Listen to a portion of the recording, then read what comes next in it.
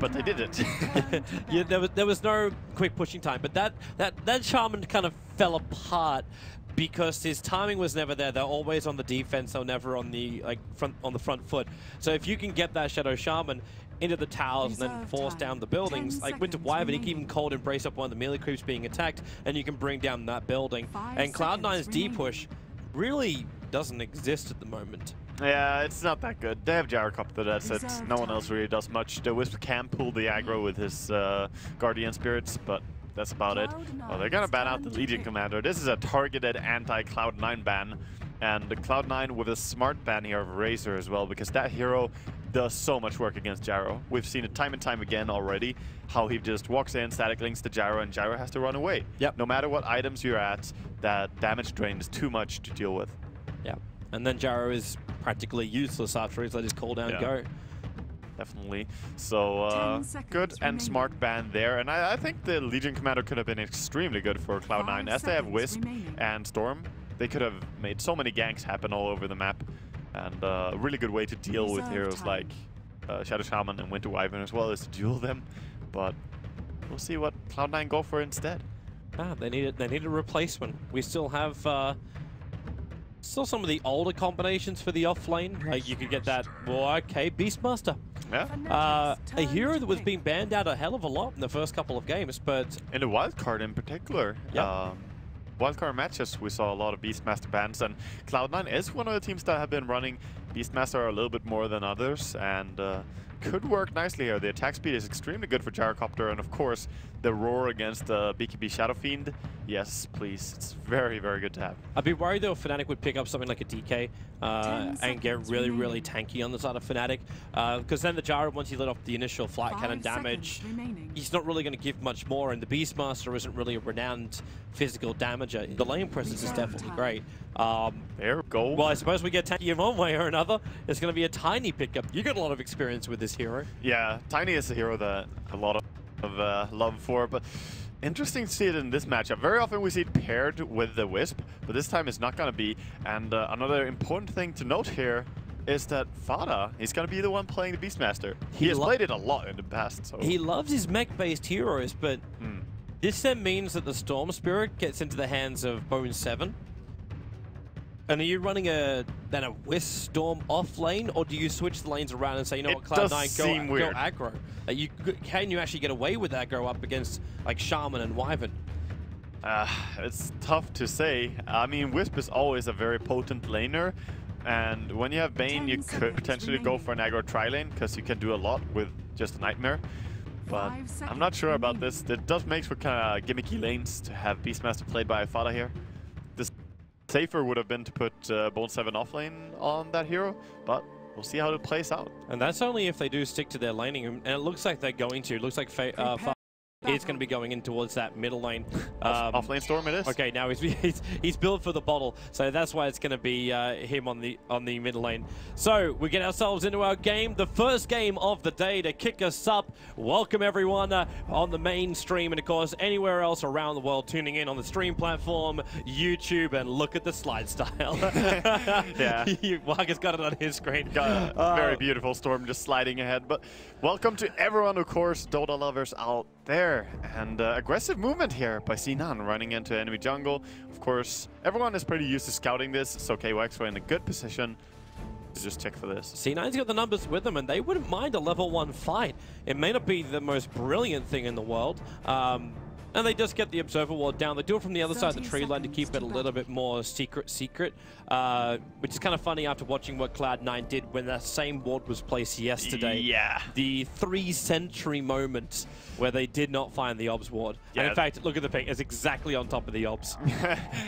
They're like, yeah, it has to be this ward again, this damn ward. There was the ward Fnatic placed. Because it was Cloud9 trying to de-ward, not Fnatic. It was not Fnatic, it was... I can't remember who it was that placed it. Oh, well. The morning brain's kicking in. Yeah, there were Someone get me coffee. I need coffee. All right. So Kitchigemba is going to help out by blocking mid lane a little bit. Mushi realizes he's not going to get a rune. Actually, both bounties going the way of C9 in this game. No contesting at all. Well, thank you very much for Nox answering my question we were talking about during the drafting phase. knowing that Gyrocopters weren't picking up as many Divine Rapiers, but Eternal Envy is Rapier man. He picked one up yesterday up against Na'Vi. I like this aggressive play by Fada here on the mid. Mushi taking a lot of damage from just a base damage of Beastmaster. It's kind of funny though, he's taking all this damage, but his consumables are very, very low. He'll have to almost bring out another sound for himself to stay in this lane. Yeah. Or he just gets it from Johnny. That's another way. Yeah, some support coming his way. And of course, beginning is very important for Shadow Fiend in the laning stage. If you can get those quick early last hits, then it's going to be much easier to keep laning.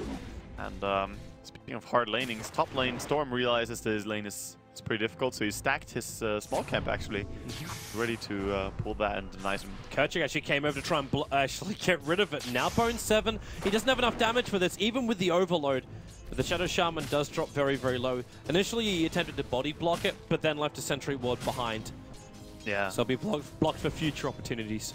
That's good. He can't stack it anymore now, but it's already a double stack, so Bone 7 is still not doing too bad. He can reset the lane now if he just walks and pulls the next creep wave, which he is going to do. Maybe we just see the battle of the supports. This is very much a 2v2 lane. And they decide to go for the Wisp and Gyrocopter off lane. Misery, Mushy, he's only got one level up in the raid. There's a Misery, turns around for it, one raid, and there's the second on the maximum range. The Shadow Fiend did get the first kill before Fader was able to turn around and get a revenge. Yeah, I think he could actually have pursued to get the double kill there, Fader, since he has like... How much movement speed does he have on him? He has 25 more movement speed than the Winter Wyvern.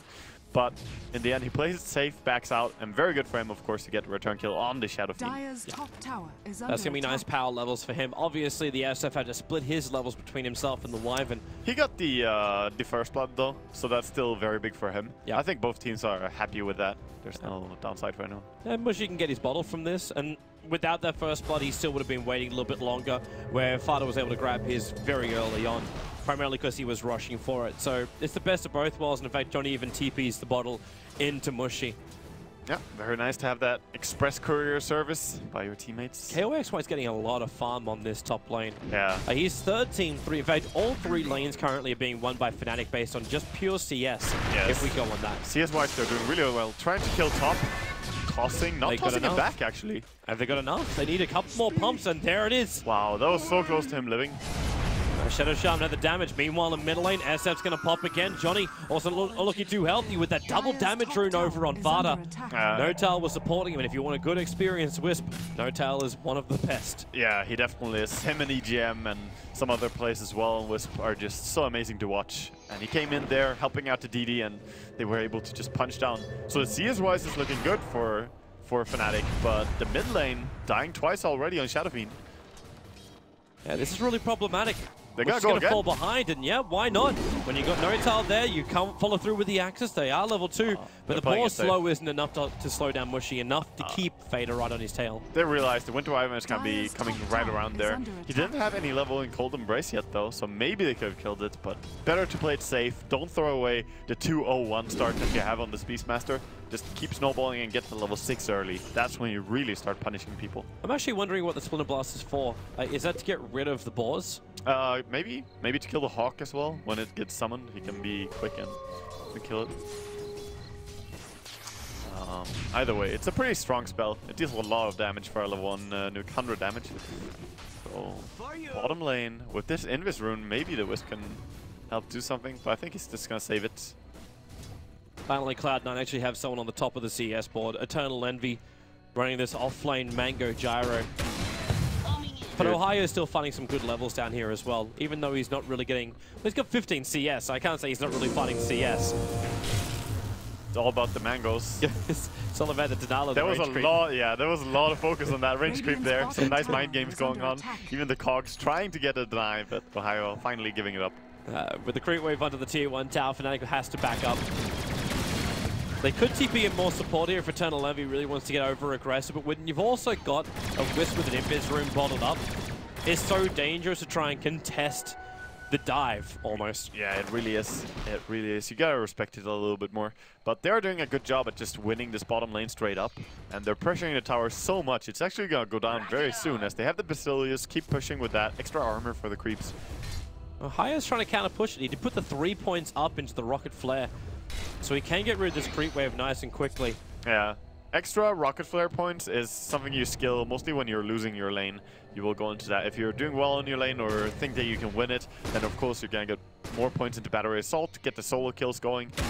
But this is also gonna lower his solo kill potential when he is level 6. Now, how he said Splinter Blast was leveled up for the Hawk. The Hawk managed to move all the way past the Wyvern in the mid, so Johnny was on the other side of the tree lines, and the Hawk had a free path in. But you'll notice the fact that Fnatic don't have any stacks for the SF, and this isn't on purpose. Winter Wyvern actually came down trying to actually stack up, and he failed it twice already. Oh, that's... yeah. Failing the stack is very big, because Shadow Fiend relies heavily on clearing stacks. He can do it so easily. It's very important for him.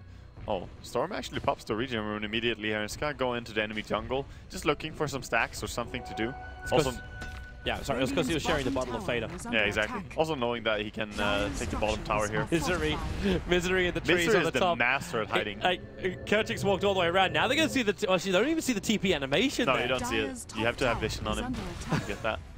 So they're pushing top really hard with Mushi, but at the same time, bottom tower is going to be taken. So it's just a trade, but mid at the same time. Beastmaster, relentless. Yep, and bottom is gone. So they say goodbye. Tier 1 for Tier 1. There's the trade. Misery now in the mid lane too. Is he searching for...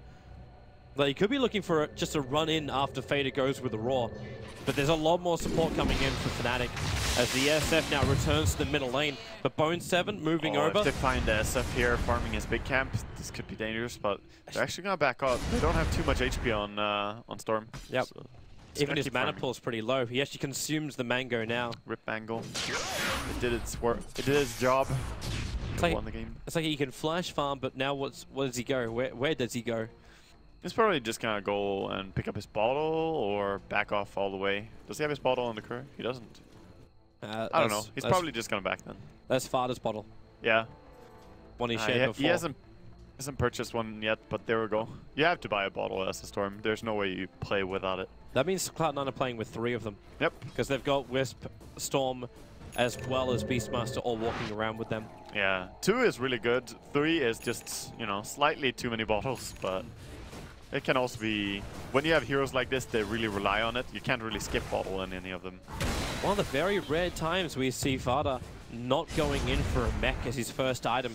Yeah. Especially as a Beastmaster. He's opting for that. Oh, Kerchik, the call down. This is going to hurt like hell. They just go in the side. Storm Spirit jumps in, so they take out the Shaman. The nice cog block from Ohio is able to separate the rest of Cloud9. Yeah. So he can retreat. That was a very nice call down by Envy. They just split them up nicely. So the aggression still seems that C9 are stronger in every single engagement that we see, but the farm is... they're actually taking over in farm as well. Fnatic had a very good start, but not so much anymore. Yeah, now Cloud9, like Fnatic are grouping up as, well, 4 and then 1 on the side, while Cloud9 keep themselves very much spread out. Yeah, like, they do. You've got Misery in the mid, you've got like Notal and Envy just having their fun on the bot, and you've even got Fader a very, very long way out in the top lane. And there's a little bit more support in the bot. They're covering all their lanes and jungles nicely. Yeah, he has been pushing really far on this Beastmaster. And it's important also that the Wisp is almost level 6 now. At that time, you can push even more aggressively with Envy, farm really, really deep into enemy jungle, and know that you can always get pulled out. Smoke move, Bone7 with the Invis rune, though, is going to break the smoke. So KOXY, there's the smoke off from Johnny as well. They still know someone's there, but they've got no detection. You can see how they start running in circles. They're like, where is he? Where's the bastard? Maybe he's in the trees top lane. Kerchik dropping down. Fader gets a Roar. Gonna TP away. Mushi, he's got 1 race left, but that won't be enough. Yeah, not enough to kill there. And we're gonna see more action. Ohio gets initiated upon by Bone7 here. Can't even hook shot. When that Vortex just drags him back by his heels. Yeah. Cloud9 getting the exact start they wanted to, and it's such a critical game for them as well, being so low down in the group stage right now. They need to fight their way for the 3 points. They need a 2-0 victory over Fnatic. I like their draft. It has the late game. It also has really, really good ganking, and the split push is not bad either. Going into a Necrobook is going to add even more pushing power as well, and they do have a lot of gold on this Beastmaster now from the mid laning. 3-0-1. The fact that you got to kill their top and then TP'd out against 2 heroes meant so much for them. Is this going to be a Force or a Necro for Fader? I'm assuming Force off goes to the clockwork, but is there... Oh no, it's most guaranteed a Necro. It is? Yeah. I'm pretty positive on that. Like, it's just synergizes so well with Beastmaster. There's no way you want to pass that up. And if Clockwork hooks in on the Beastmaster at least, then you can just pop the Necro, and that's going to tank a lot of the battery assault anyway. So you don't need to get out. Of course, it would be nice to have 1-4 staff, but I don't think Beastmaster is the one to buy it. I suppose when you also think about the Bane, he's another one of those ones that can mess around with the Clockwork when he wants to initiate. Yeah, definitely. Speaking of that, they're trying to initiate onto the bottom lane, and they're thinking they're being watched, but hilariously enough they are, but not in the jungle area. Oh, there's relocate top. Yep, they're jumping up, they're going no-tail very, very low. He needs more time. He's already triggered all of his one charges. He will end up dropping Ohio. The Cold Embrace keeping him alive. The Eternal Envy shackled up. It's going to be a 2 drop down. They do kill off the SF, but considering that's his 3rd death, yeah, Shadow Fiend can also recover very quickly, so it's fine for him to die in the exchange of 2 enemy heroes, especially the Gyrocopter, of course. We might see more action here, though. They're gonna... There's no roar anymore. Yeah, they have the Fiend script, but he can't get that close to Ohio. That was a little bit overcommitment by C9 going too deep there. And we saw once again Winter Wyvern and how a defensive spell, the Cold Embrace is doing so much work. That's why we love C9. They can extend the game by giving Fnatic an edge. Was it Brasco who said, as long as C9 play Dota, I'm never gonna get bored? That's very, very true. Oh, no-tail, the toss, throwing in the Shaman. He can go in for the Hex. Doesn't want to go for the Shackles, however. Not while Eternal Envy's there. The cooldown's up in 1 second time, and maybe Envy feels like he can go for KOXY Mushy. Not going to happen. I'm not sure about that tossing in your Shadow Shaman, as he's one of the slowest heroes in Dota. He has 2 armor, and he has no items. Well, of course he gets to disable on the enemy, but what then? Yeah.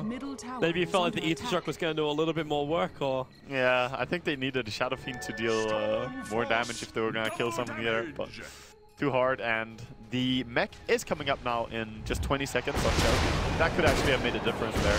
Yep.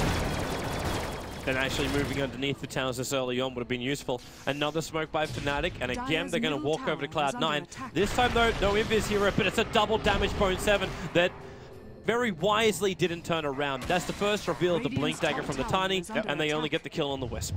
Yeah, that's still very good though, because you want to go on those targets that you can instantly burst as a Tiny. So Wisp, that's the easiest one that you can find on the entire C9. You could probably still burst, well, potentially the Bane. And then after, the other heroes are actually up at 1200 HP, so they're kind of hard to kill. Bane also is a very tanky hero as a support, especially when you skill into stats as he is doing. I'm wondering if Mushy is going to get concerned about the Beastmaster. Oh, KYXY, Blink Avalanche Toss. One shot. Yep, there goes your Bane. That's the Wombo combo. KYXY is actually finding a lot of initiations here. Really good for them. And they're going to get the mid tower. Goes the way of Mushi. Hotel, relocate. They're going to the bottom lane. Again, Kerchik just seems to be the cannon fodder for the Gyrocopter. I mean, that's a sad role to have. You're like the Shadow Shaman and you're like, yeah, I need to split push a lane. Against the Storm, a Wisp, a Beastmaster, the Hawk. You're not going to be happy against this. Yeah. But the rest of Fnatic will be very, very happy. Like, this Tiny's getting a lot more momentum. Having that Blink Dagger is a good start. But at the same time, I'm wondering if the mana pool is going to be enough. Like, I was looking over at Fada, he's already got his level 2 Necro book. You're talking about disadvantages up against like a hero like Clockwork, as he's now going to just go for the Roar, burn off all the mana. The Boars, the Cold Embrace will keep Ohio alive, but then again, only for a little bit longer. Yep, those Necro units are not giving up the fight. In fact, now they just turn over to Johnny, as he's out of his Arctic Burn. They don't get a kill, though. At least it forces both these heroes to back to base, so that's a lot of space created by Fada. He didn't get the kill, but he forced reactions, and he was very close to killing them. Yeah. To get back to my point, I'm wondering if Mushy is worried that he won't have a mana pool when these Necro units come in. Like, when you think about it, you're popping off your mech, which is 225, which is almost half of his mana right now, and he's going to die. Fiend script from Mushy. Kerchik needs to get that Hex off. He's able to do so, freeing Mushy, and again, sacrificing himself for the greater good. The lot more support comes in. Clockwork hook shot off target, and now they can't catch up to Eternal Envy. Yeah, and they see them as well. They had an Observer Ward there, and their sentry just died, so they had to place a new one to kill the ward. Oh, man. That was... If that hook latch, maybe they could have gotten a nice kill there. But as you said, Shadow Fiend, he is a very important target here for the mana burn. So if you go on him with the Necrobooks, you might disable the mech in a team fight, and that is huge. Yep, that means Cloud9 can get the advantage. Even though they don't have a mech of their own, it doesn't really matter at this point. Yeah, other than that, I would say putting the Necrobooks to chase after someone like Shadow Shaman or Winter Wyvern is a very good target as well. Because these heroes can't really do much. They have to run away, and they're also very slow. Well, then again, Shadow Shaman could just throw down the Mass Serpent wards, let off your shock, and then shackle someone. You've done your work. Yeah. He's almost like what Venomancer used to be. It's like, I get a Blink Dagger, I jump in, I throw on my ultimate, and I'm done. Like, I don't care if I die at that point, I've done what I need to do for my team. It's a little bit harder to do all these things, so when you don't have Blink as a Shadow Shaman to get in, throw your wards, hex someone, Ether Shock, and shackle someone, to do all those things before someone messes with you is extremely hard. That's a tough order. So we might have a little bit of an answer to the Necro books. There's already 2 Arcane Boots up for Fnatic, 16 minutes in. Very common to see it actually in this patch. It's just a double mana boot so that you have the sustainability to keep going. And these C9 smoke up here. What are they gonna go for? Are they gonna wrap around mid? Because there is some pressure being added there. Well, Bone 7, well, he actually started making the move towards Roshan, but yeah, it's the move up towards the mid. The Mass Serpent wards are already down.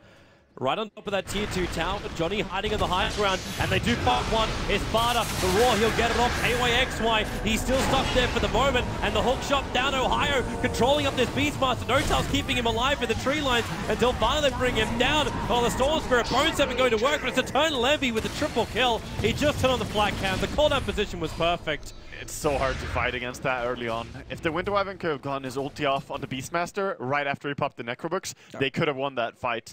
But he was holding it on and using it later in the fight. That was a tough fight, but C9, perfect time to smoke up. Yeah, they get the advantage because of it. Fnatic, I really thought KYXY at one point was going to like counter push that. But then again, what do you get? You take the fight, but you don't take the tower. The Necro units timed out too early, and they don't have the pushing power. Yeah, they didn't manage to transition it into some push, but at the same time, they killed Mushi once again. They're getting more and more momentum over their Gyrocopter, who did not die. So I think they're still fine with this. And when they have their BKB on Gyrocopter, or if he wants to go for a full Sanjiasha, which some people do as well, they might be able to push harder. Mushi trying to find a couple more souls. At the same time, Fader, he doesn't have Necro units for 20 seconds, but he does have Roar off cooldown. So with the boar, just being a little bit more intimidating towards Mushi. Yeah, just running around here and showing how he is putting pressure into the enemy jungle, resulting in all of Fnatic moving down here. I actually love the way, like Fada backed off straight away after the Clockwork Rocket Flare, and she took out his Hawk. The Hawk was sitting back on the tree line, a little bit further to the north of where Mushi was, watching to see the Fnatic rotation. Yeah. And he saw it and lost it. Definitely. So, some pressure here, but they might just back off. I don't think Fnatic should force this. C9 are very strong in every single fight that they have taken here, and they're smoking up again, looking for the fight. They want it, for sure. They're getting aggressive. Send the Hawk down first. See what you can find in the tree line. They're not going to find him there, however, as Fnatic are backed up. 2 raids is being used by SF. They're on their tracks. They can see them now. Actually saw the Shadow. Bone 7, long jump. He goes for Mushi, and then the ulti, controlling up the Storm Spirit. They're going to bring down Bone 7. Eternal Envy in a horrible position. Ohio walks him into Blade Mail. He was killing himself, and with the Mass Serpent was at the perfect positioning. N0tail going to relocate himself away to safety, while the Roar might come out from Vada, trying to buy a little bit more space for Necro units to kill off Kerchak. They can't even get that. Misery at least can Nightmare up KYXY, so they can't chase down that front. Fader will be able to TP himself out to safety, but N0tail, he comes back to the graveyard that was the Gyro and the Storm's corpses. Hey man, what was that about the instant disable against Storm? So hard to play Storm. You can't jump in like that. When you jump in and don't see the entire enemy team, if you get frozen in that stuff, I mean, Mushi just killed him instantly. So C9, they were stretching to catch anyone there, but when Storm jumps that far, his team is just not with him. There was the 2 cores as well. Like, it wasn't just the Storm Spirit getting locked down. Like, yes, he died very quickly, but it was the hook shot that came in from Ohio that then isolated Eternal Envy. Yeah, he turns on the Blade Mail, and Envy doesn't have BKB yet, so he could not stand where he was. He did the damage unwillingly into the Clockwork. Yeah, Blade Mail Clockwork early against the Gyrocopter is one of the best things. Also against Leshrac, against these heroes, it is so amazing to have. Now we're gonna see, they did again not really take any major objective here. Sure, it's just one team fights right and left, but very important heroes dying, as you said, Storm and Gyrocopter. Yep.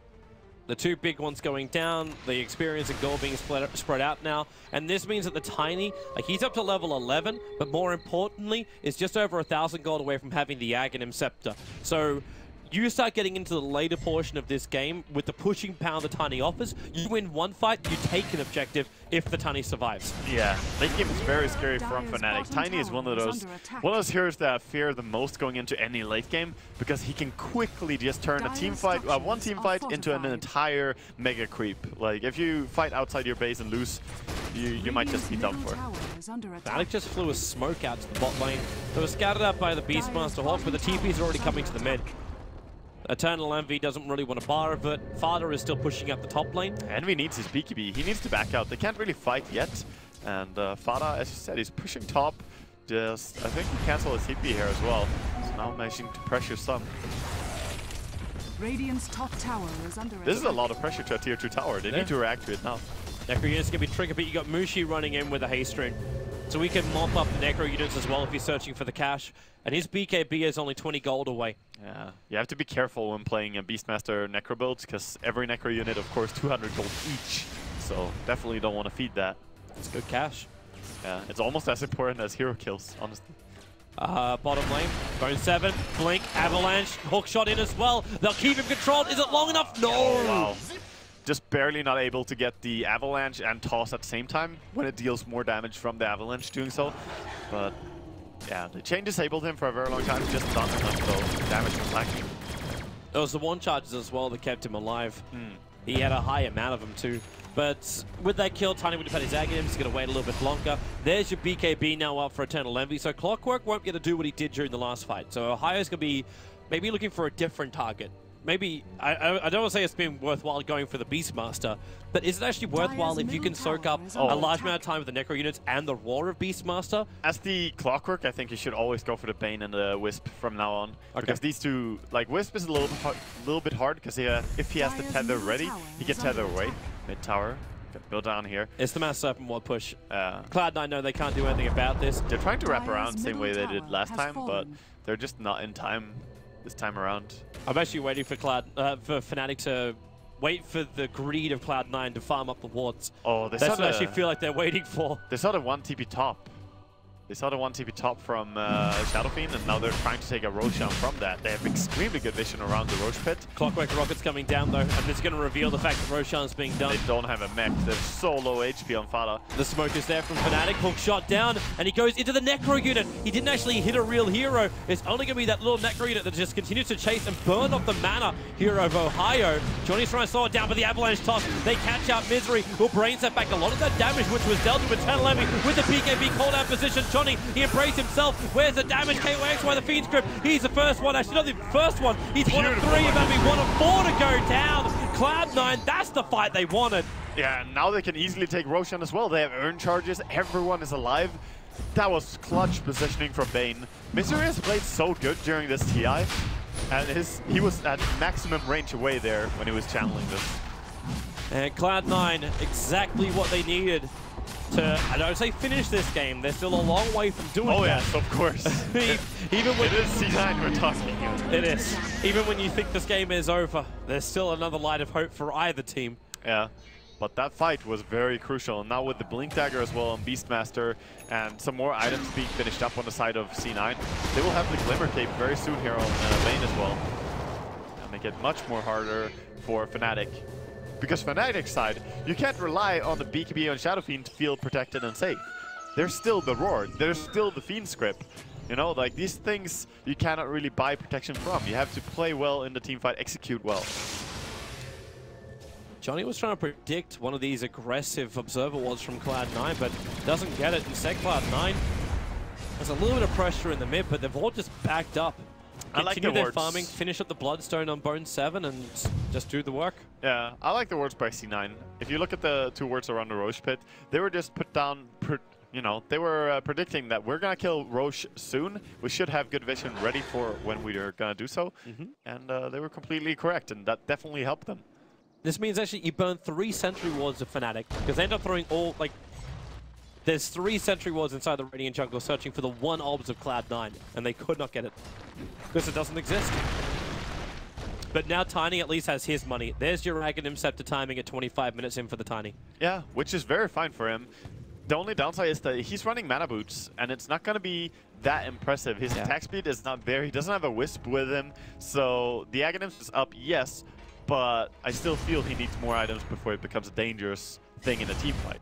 Pushing, it's still fine. Yep, I can concur. Is Cloud9 grouping up again? They must have burned through so many smokes, and they're going to do so again. So Misery, Bone 7 as well as Harder. Capes. Yes. I saw someone was asking, like, why don't we see Pipe anymore? And the response was just, oh, look at me, I have a Glimmer Cape.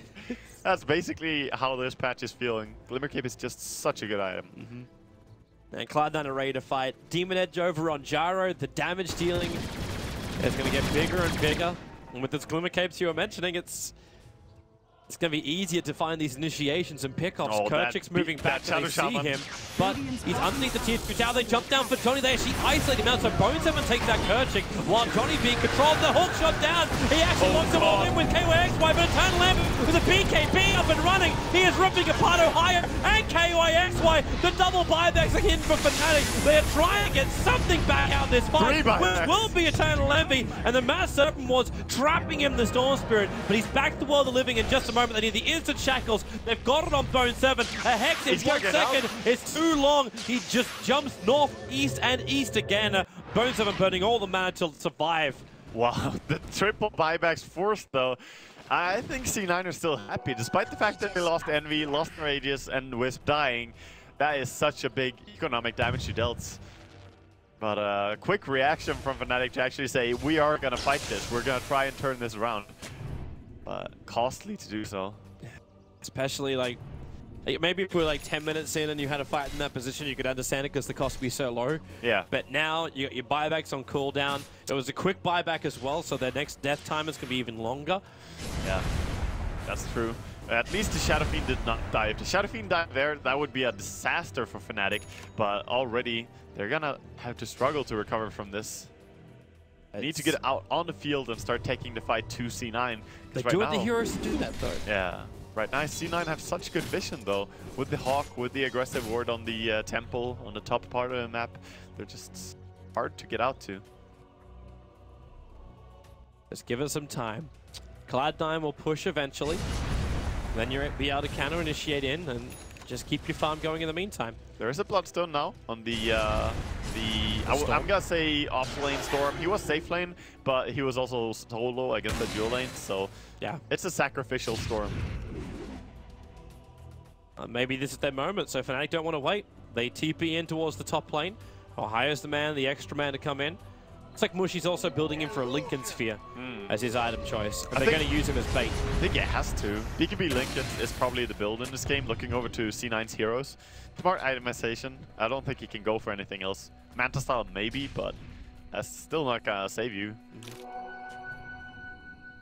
So aggressive ward, just in the top river for Fnatic. They don't really have any other vision across the map.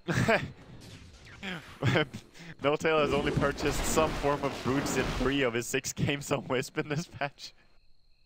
So in 3 of his games he has been bootless like he is in this game. Yeah. It's kind of fun to watch actually. I guess inventory slots are really important for Wisp. That's the main reasoning. And also you're saving some gold. You don't really need boots if you're always tethering to people. Very true. Out of interest, okay, never mind. Sorry, Eternal Envy was just standing in the middle lane and the courier was standing there next to him with his 2 javelins. With a double javelin. With his double javelins. Oh, there's your relocate. They just go in and, well, the Shadow Fiend did not survive long. At the same time, Misery's running away with the Glimmer Cape. Tough to split push against a Beastmaster who has Boots Travel, Blink, and Necrobook. He can always catch out. Fader is a jump in with a blink. Hookshot was nice as well, and he'll be tossed to his own death while they do manage to actually lock down Bone 7. It was that Winter's Curse doing his work, but now Kerchik has to be embraced up. The Mass Serpent wasn't there, but they're doing nowhere near enough damage to even make C9 scared of them. Yeah, definitely not. C9 are just terrifying in these team fights. They went first on the Beastmaster, but he already expended all his skills on top lane. He didn't have Necrobook anymore, he didn't have ulti, so you're basically going on a hero that's not going to do anything anyway in this team fight. Yep. They were hoping for a pick and run, but Bone 7 did not let them have it. This is one of these games where Cloud9, they're in just such a fantastic position that if they lost it, I don't know what I would do. But they are in such a great position. The Gyro's getting all the damage. He's got his immunity up and running. The Storm Spirit's in a very nice position too, with Bloodstone and starting up onto his BKB. N0tail's got every item a Wisp would really want to have apart from Boots, but even then that's not his. And Envy actually jumping in for him. N0tail, he doesn't actually have enough mana to keep him alive, but KOXY Envy doesn't even need it. He just chases after him. Ohio with a comp push, pushing back Bone 7. Yeah, they don't have anything to keep chasing here. C9 gonna back out in the end. Fnatic tried to get there, but the Glimmer Cape onto Envy there as he was initiated upon by the Avalanche. Nice save. Meanwhile on the bottom lane, Fada's trying to do it solo. Look at that split push power, and he doesn't actually get the deny with Mushi, so Fada claiming that gold. He's having such a fantastic game as a Beastmaster. Blink BTs and level 3 Necro Book still with 1800 gold up his sleeve. He could even build the Assault Cuirass for his team if he wants to. Yeah, Assault Cuirass next would be amazing, so I think that's definitely what he's going to go into.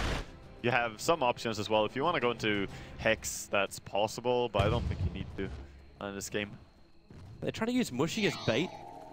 Yeah. Like Fnatic were doing this. Like they did it very obviously in their first series that we got to cast to the mainstream, which was actually their second series of TI. Like, yeah. You just throw one on the front and 4 sit behind. But it's just so obvious that they're doing it. It does become obvious, and C9 have also used the entirety of the map very well in this game. If you look at how they have been farming their own jungle, the enemy jungle, and push the side lanes really far, it's very confident. Top lane, Ketchik, he always just farms and pretends that he has people behind him. Oh, misery. Glimmer Cape in to the Fiend script. Even the 4-staff won't be able to help, and he will die on this top lane. I also want to flag the fact that Black will be very, very happy. Former TI player and also coach of MVP. Eternal Envy using drum charges to farm inside the jungle. Yeah, well, you can speed up your farm any way you can. He still has 2 charges for next team fights, so as long as he doesn't use up all his charges when he's farming, I think that's a wise choice.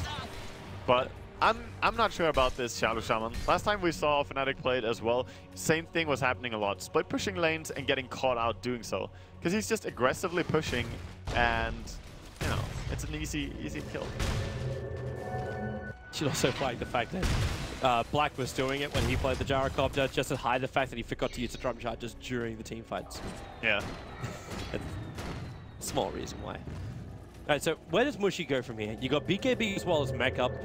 Do you try and find damage? Is it worthwhile going for positioning into Requiem? Or, okay, so the Linken Sphere is done. Yeah, but, I mean, the Linken Sphere was, I think, Blink after that. If you have BKB and Linkens and mech, I think you need to go Blink, but it does make him very utility-based, and it relies heavily on the physical damage coming from Tiny, who has mana boots. So there is some lack of synergy in this itemization, but I don't know what else he's meant to do. It's very hard to say. After the Linken's build, I think Blink is necessary. So Hierophant is up to Solar Crest at the exact same time. Sparta will do the same. Should also flag the fact we got again our Pinoy strat. We've got 2 couriers out for Cloud9, 1 basic donkey. He was watching Roshan and also carrying Gen back and forward. Turns into a basic donkey if you use it with your already used courier. There's no cosmetics. So, Aegis onto the Sacrificial Storm, as Envy doesn't really need it. He feels very safe, protected by N0tail all the time.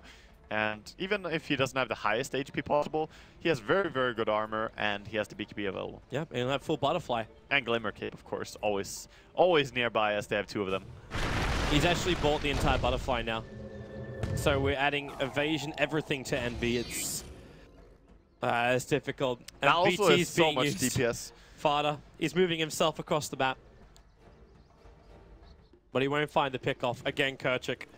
This time he TP's back out before Fada's going to arrive. Yeah, he's going to live this time, but I'm not sure how much they're actually getting out of all this split push that Rasta has been doing, because he died 10 times this game, and he only managed to scratch up like a 3.8k net worth. That's not too much. Oh wow, just looking at this Gyrocopter now, the DPS that he has using the MKB Butterfly, of course the BKB treads, he just hits so hard and fast. Shot up top lane. They're waiting for this one. Nice. And Relocate's coming in. They're going to try and protect Barter. He gives a roar off over on the Tiny, but no tail. They control him. It was the Winter's Curse. KOXY will still die for this one. Eternal Envy with a double kill. And about to become a triple one. He's actually running past Johnny. He'll still take the triple kill into the cooldown overall. Would you believe it? Kerchak Kimber. It's not a fight unless he dies. Into the tree line. Bone7's right behind him. He knows he's dead. He had 4 stuff off cooldown at 1 second time. And they will deny the quad kill for Gyro. Man, even when they get that pretty quick pick there on Beastmaster, he gets out the roar, which actually was so crucial for him there. The Tiny was stopped. But man, and even if No Tail died very quickly there, you could just see how powerful the Gyrocopter is coming into that. And of course the Storm is doing really well. Confident with his Aegis. Tower is under attack. Does it all by himself. I like how he's hitting towers. Like, oh, battle region, but whatever. He's just here for the creep wave. Give it some momentum. Bane's also at the point where he could... Okay, he just bought something else. Vladimir's? Yep. Vladimir's offering. Helm with the Dominator is also being purchased up now for Eternal Envy, so he's got lifesteal to add to this Gyrocopter. Plenty of lifesteal actually, as the Vladimir's of course works for range heroes as well now. So this is really nice. I was actually waiting for Misery to pick up something like a Blink Dagger instead.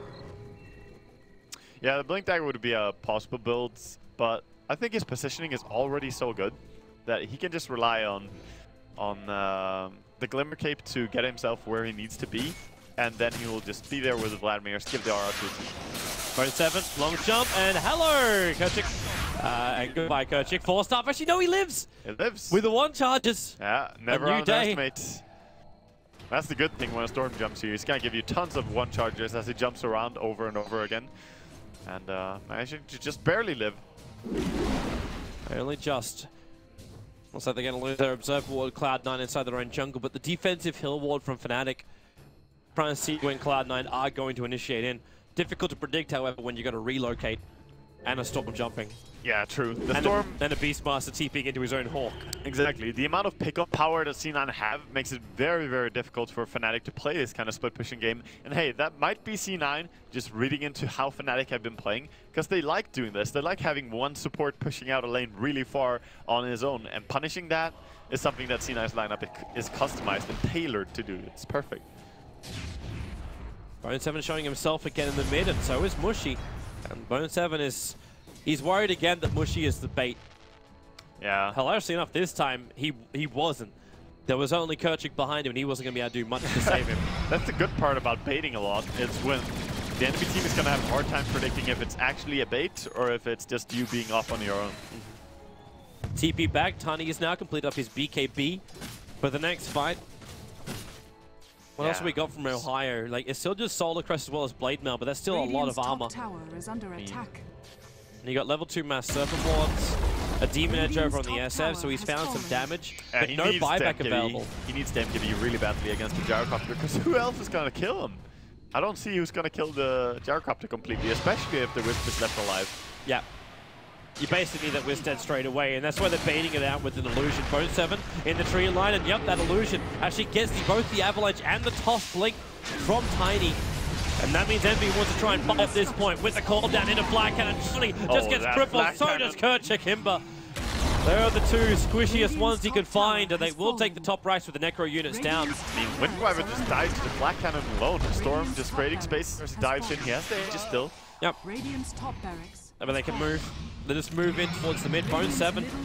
Like, there goes your Aegis, the Immortal now being reclaimed. They interrupt the regeneration with the rocket, so he doesn't get the full life back again. Yeah, let the Urn keep them up as well. They got so There's many your Avalanche toss with the BK bit. Bone7 jumps down and out again with the Glimmer Cape, but it's a feed strip from Misery, perfectly catching the Tiny. Ohio stranded inside of his own cost. Mushy trying to do as much damage to Envy as he can. Envy wasn't even hitting Mushy. He was just attacking into the rack. Ohio dragged back by Bone7. Bone7 still very, very low, but it's enough to get the kill.